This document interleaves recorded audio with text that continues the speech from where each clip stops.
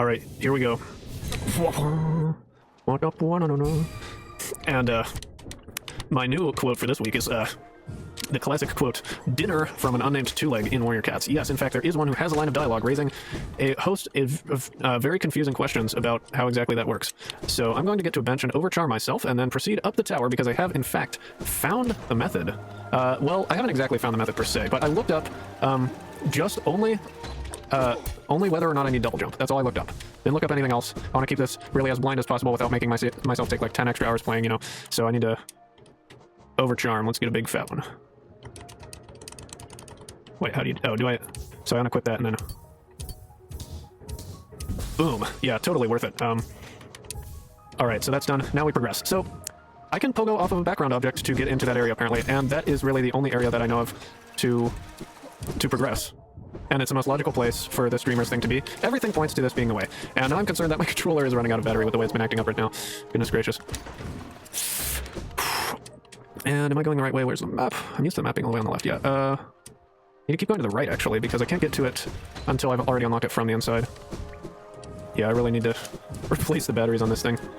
Hot dang. Well, I've been trying to figure out a Magic the Gathering combo, because r/badmtg combos is probably the best subreddit. Okay, so supposedly there's a background thing that you can pogo off of. Maybe that? Ooh, could be that. Could even be like... Alright, so it might be that. I'm gonna leave and reset the room and see how we do this. Because if that is possible, that would be kind of obscene. It's gotta be at the very... Oh, first try! Ooh. Well, I've been working on a combo. What I'm trying to do is cause a player's entire deck to cease to exist. It's kind of the goal outcome. So the way I've been trying to accomplish this is actually...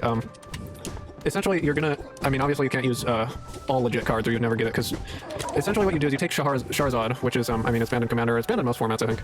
Probably even banned in Vintage, just because it ruins everything. Anyway, you take Charizard, right? And what you need to do is you need to add in a player from outside the game.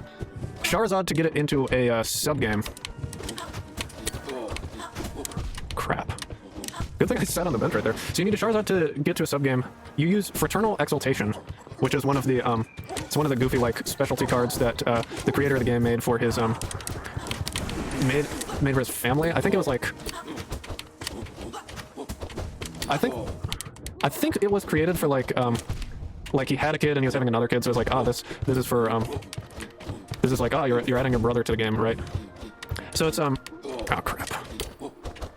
This guy's kind of tricky.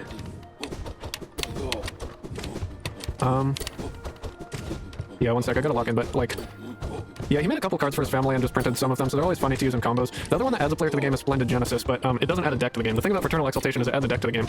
So that means you have to take a deck from outside the game. And here's the key point, is what you do is, in the first game, you need to add a player so that when you enter the sub-game... well, it's very complicated. Basically, you have two players in a game. Player A plays the unset card Split Screen, which splits their deck into four... Well, it splits their library into 4 libraries, and you want them to... oh, I still want to get that chest, actually. So it splits their library into 4 libraries, and what you want them to do is get it so that there's 0 cards in the library they're using for the sub-game, and all the rest of their cards are in all the other libraries, right? So obviously everyone's cooperating for this. This would never happen in a real game, that's not the point. But you do that with Split Screen. You enter the sub-game with the 3 players with Charizard. Crap. And so at this point, you have the... Can I clear this? No? Huh. This is like impossible to explain while playing this game, which makes it so much more fun for me and so much less fun for you. Oh, it's the family portrait, that's funny. That guy's not easy to get past, so I won't get past him. Oh, well, I can just... oh, no, hold on. Yeah, so you now have 3 players in a sub-game, each the owners of their respective decks. If you tried to go back to the original game...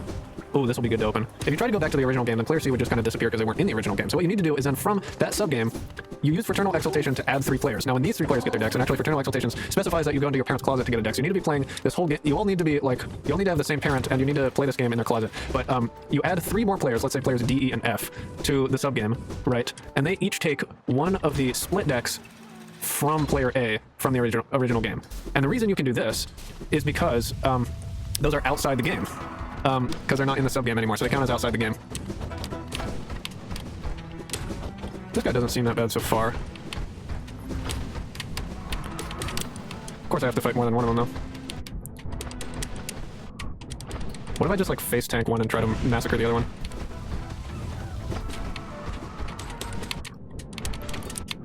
That was not very effective. So, yeah, I should not try to tank one. Alright, so, now you have players D, E, and F, who are the owners of A's deck in the subgame. I forgot to say you need to eliminate A from the original subgame before you do this. So A is not in the... Wait, do you need to do that? Oh, crap. I'm trying to do this all from memory, too, so it's even worse. It's just, like, worse and worse by the second. So, you have your subgame right now with players D, E, and F, each with a quarter of A's original deck. Or actually a third of it, because A takes none of it and loses as a state-based action when the game begins. I think this is the way to get the fleet, probably.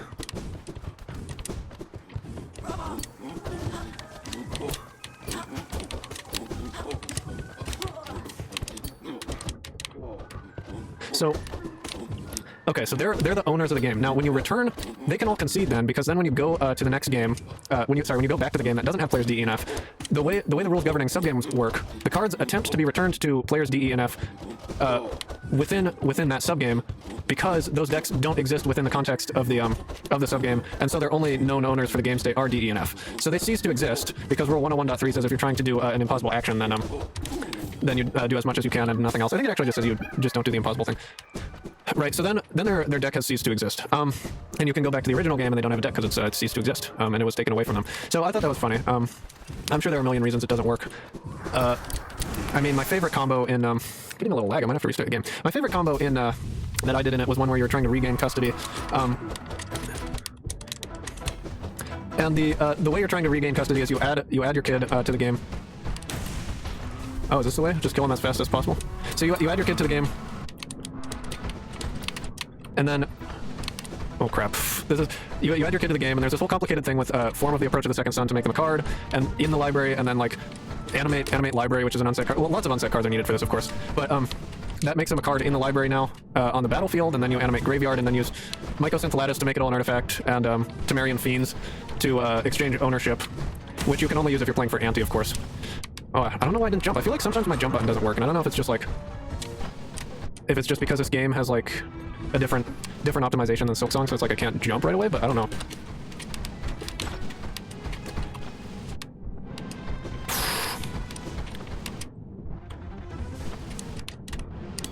Oh, it's lagging really bad. I'm gonna have to restart after this. So hopefully I can beat it. Nope. Yeah, I'm gonna restart. Alright, we're back, and I plugged the controller into the computer, so lag shouldn't be a problem anymore. Yep, just gotta keep going up and return to that fight. Perfect. And so, the regain custody combo. Dang it.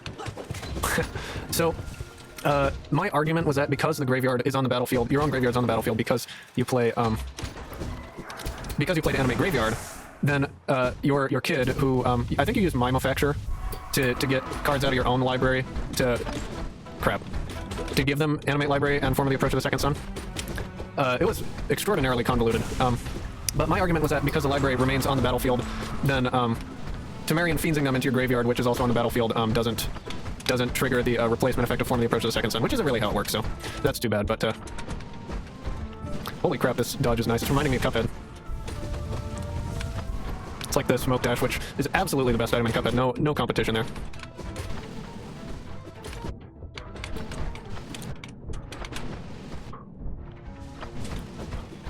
And this fight really doesn't seem too bad. I'm just distracting myself as much as possible. You know, it's kind of funny.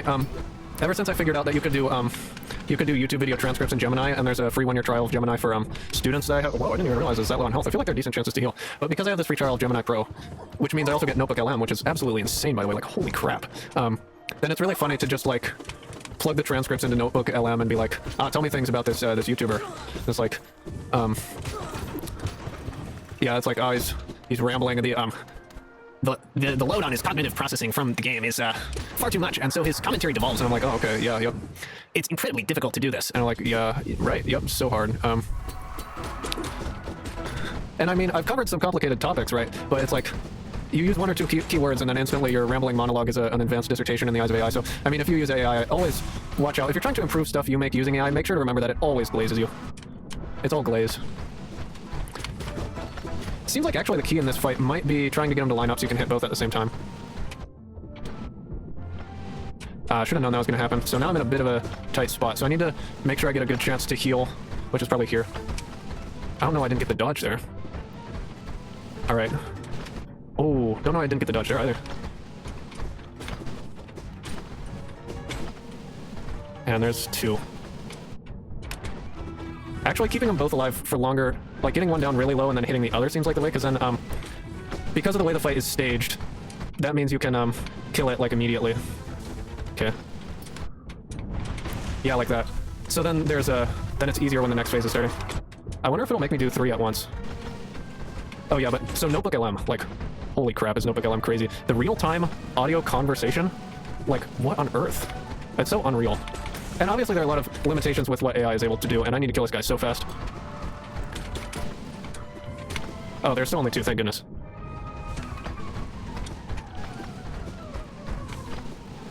Trying to calculate when to heal here. So... crap. So, like, you can ask it questions about sources, and it comes up with answers to questions that you ask it via voice, and answers them with what, like, 5 years ago, text-to-speech, well, maybe 6 or 7 years ago now. 6, 7. Well, anyway, oh, that would be funny, trying to say things slowly, so in the 2x they sound normal. But, like, maybe 6 or 7 years ago, you know, just finding some text-to-speech online would be like, wow, holy crap, I can do text-to-speech. I mean, text-to-speach has been around for a while, but it's like, oh, free text-to-speech, wow, this is incredible. Ooh, the loot.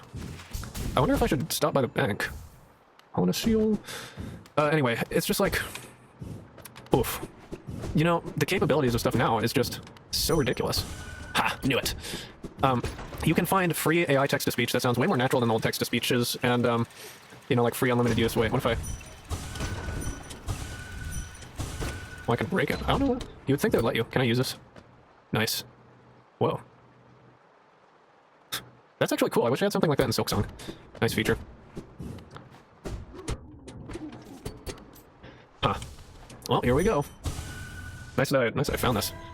Yeah, the capabilities are just so ridiculous now. And of course, people are like, oh yeah, so-and-so thing about it isn't good. They haven't done so-and-so thing.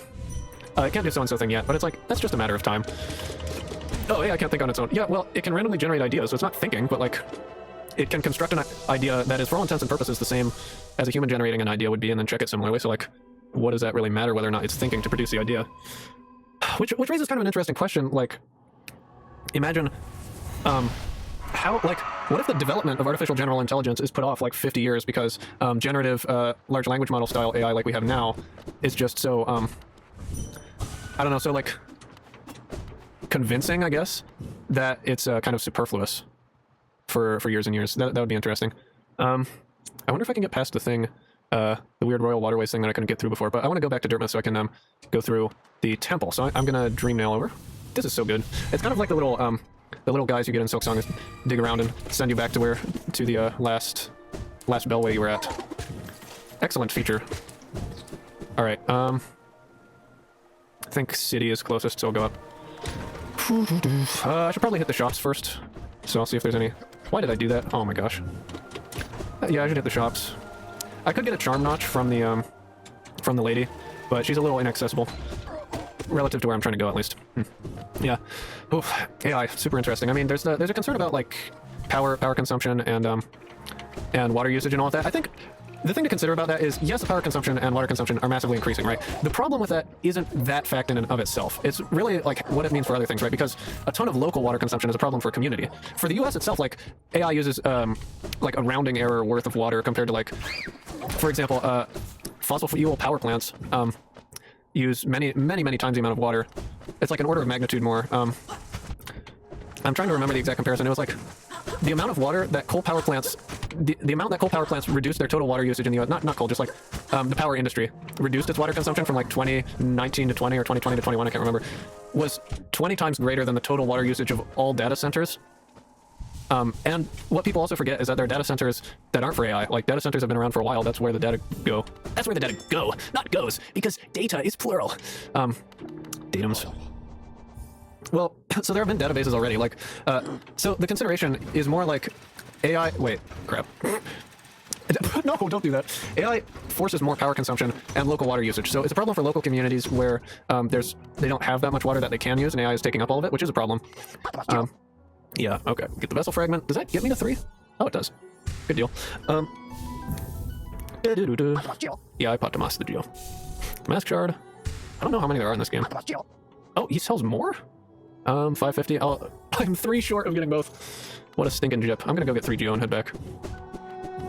So, like, the problem is how much the power consumption actually increases. And really, I don't think we can actually say how much that'll be yet.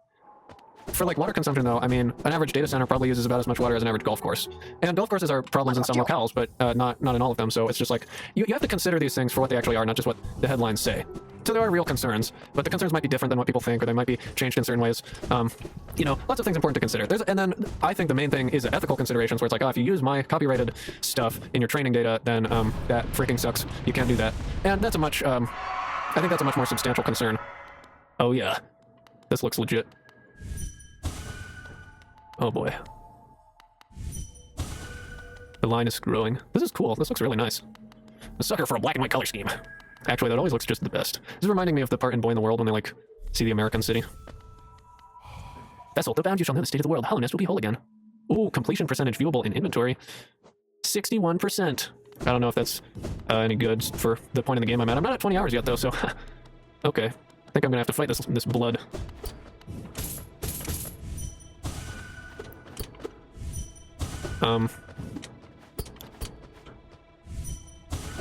No, hold on. Just a hot minute. Is he gonna do anything, or? Wait, but I need to... hey guys? Oh, there we go. Okay, I just have to hit it repeatedly. Alright. Let's get some boss fight action going on in here. Heck yeah. What fighting they bosses. Let's just release this guy. Oh, this guy looks super nice. The Hollow Knight. It's the Hollow Knight. There's nothing in the Hollow Knight. He's hollow. So he's got his dashy thing, which is weird, and I need to deal with that. I assume he'll get much faster than this. So I should probably heal while I have a chance. And of course I'm healing when I don't have a chance, which is just the way to do this. Okay, now I can. Alright, Mr. Hollow Knight. Mr. Knight, sorry. I don't know if I can call him Hollow yet. What the skibbity? Crap, and he's like walking? What's happening?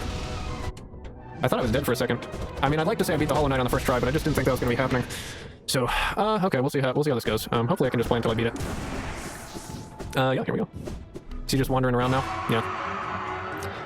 Let's discuss the ethical concerns of AI while taking on the famous boss, the Hollow Knight, from the hit indie game Hollow Knight. And I will try to determine how exactly to heal in this fight. I feel like I need to do it after he's begun an attack animation, but not such that I would get hit by the attack, of course. Like that. Which even itself may have been late if I'm getting to a point later in the fight and I dashed the wrong way. Crap. But I have time for 2 there. Alright.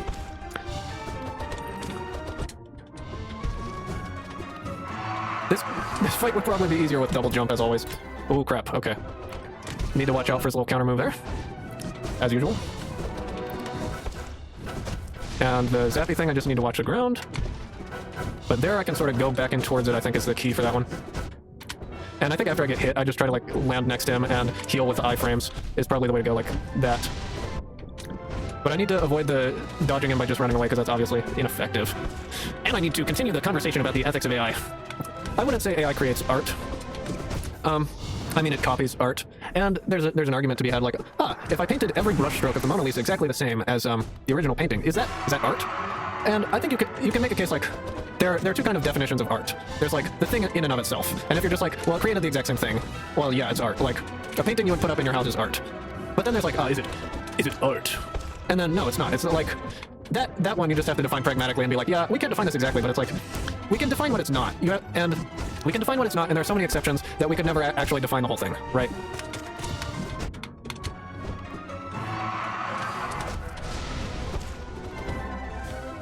This guy hasn't seemed that bad so far. I feel like I could have done better than I have, but I'm doing very poorly. Like that, even. I'm making a lot of just simple mistakes that I shouldn't be. Huh. So, I mean, there's a difference between what you would count as art there, and it's like, I think if you wanted to try to explain how exactly it works, it's like, it has to have some creative merit to it, and then, you know, like thought put into it. So that already precludes any AI. You could say it needs originality. I don't think originality is always required. You know, I think saying it has to look good is a pretty sensible, or, I mean, that's if it's just visual art, I guess. It has to, like, be good, I guess, you could say. Need some help there? He seems to be having a good time. I'll just help him out. What the? Ew. Yeah, I already did that one with the Soul Tyrant blood. Yeah, that one's not gonna work on me. I've played Enter the Gungeon. Okay, I guess that one worked on me even though I played Enter the Gungeon. You know, this is kind of all cinematic, right? And he's actually getting slower as it goes on as opposed to other bosses, so I'm sure this is like... obviously this isn't the final boss. You need to beat 700 various other bosses to unlock the secret final boss of the final phase of the game, which is Act 7. And in Act 7, you'll discover the true nature of all the things. Okay. But I don't know, this is so far feeling kind of like Lost Lace, which was kind of just a disappointment in Silksong, I'm not gonna lie. It was a disappointment because, like, it feels like it should be a mechanically hard boss fight, but it's just not. Because as with all boss fights, you need to, like, learn... You need to learn the patterns, right? What if I hit him with the Dream Nail?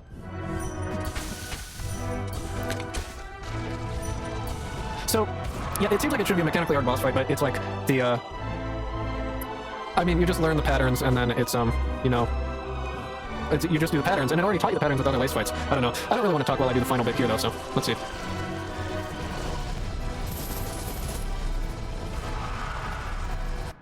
Oof. What, beating the Hollow Knight?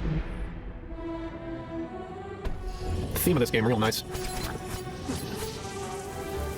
Now I'm the Hollow Knight.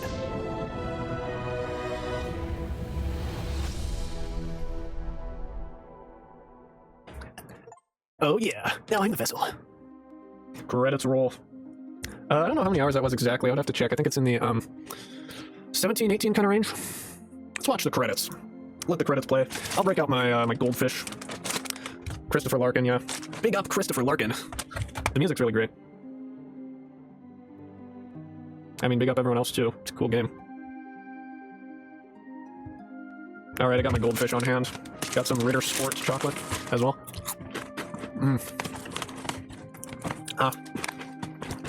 Now the campus store, like the mini grocery store you can use your dining money on. They used to carry the whole carton of goldfish, but now they just carry the bags of goldfish.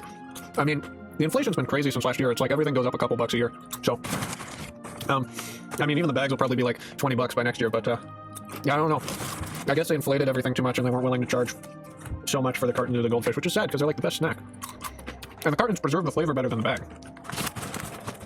Now, as far as flavors of goldfish go, obviously they don't carry any. Well, a couple other Larkins are mentioned. I wonder if they're relatives, but yeah, I mean, as far as flavors of goldfish go, you just gotta stick with the original, right? Like pretzel's pretty good. Goldfish colors, those are quite good. I think those are the only ones that really compete with the original because the pretzel ones can be a little dry. Extra flavor, not great. Don't recommend extra cheese goldfish. Don't have it. All right. Game completion. Let's see, 61%. 17 hours, 19 minutes, 45 seconds. All right. Steel Soul unlocked. Yep. And there it is. All right. I guess I'll play from completion in the next one.